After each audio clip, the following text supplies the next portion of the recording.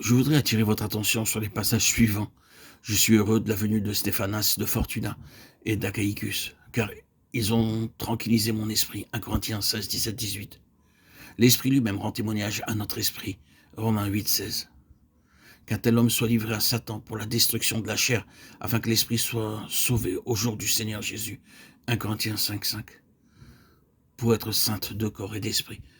1 Corinthiens 7, 34. Nous rencontrons très souvent dans le Nouveau Testament ces deux mots âme et esprit. Et puisque notre désir premier et présent est de faire entre ces deux termes une distinction, ou de remarquer la distinction que fait la parole de Dieu entre eux, il nous faut définir par une règle générale ce qui les distingue. Cette distinction générale peut être établie de la manière suivante. L'âme, souvent exprimée par la vie, se rapporte à l'homme dans sa propre vie consciente, ici-bas dans ce monde. Son bien ou son mal, son pouvoir de faire, d'accomplir, de jouir, de profiter, de connaître et d'acquérir ce qui est de ce monde, de vivre comme un être responsable conscient de lui-même, répondant à Dieu de lui-même et de sa vie, et considérant sa vie comme la réalité d'une destinée et d'une intention de Dieu plus haute que le simple fait de vivre pour lui-même et pour le court espace de sa vie terrestre.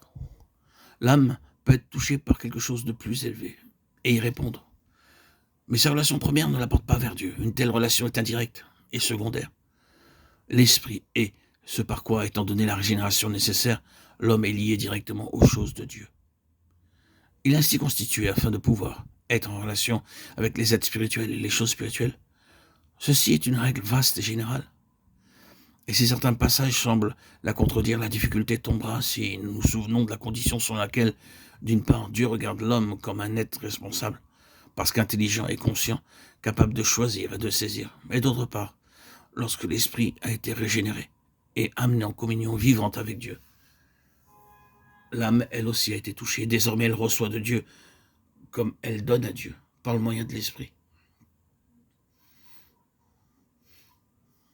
Nous pouvons rappeler ici un passage de la lettre de Paul aux Corinthiens qui exprime bien notre pensée.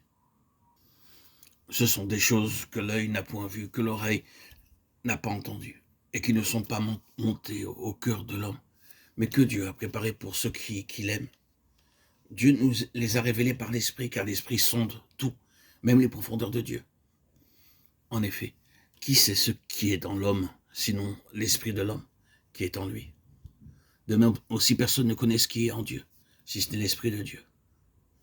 Mais nous avons reçu l'Esprit qui vient de Dieu, afin que nous connaissions les grâces de Dieu. 1 Corinthiens 2, 9, 12. Chaque royaume est gouverné et limité par sa propre nature.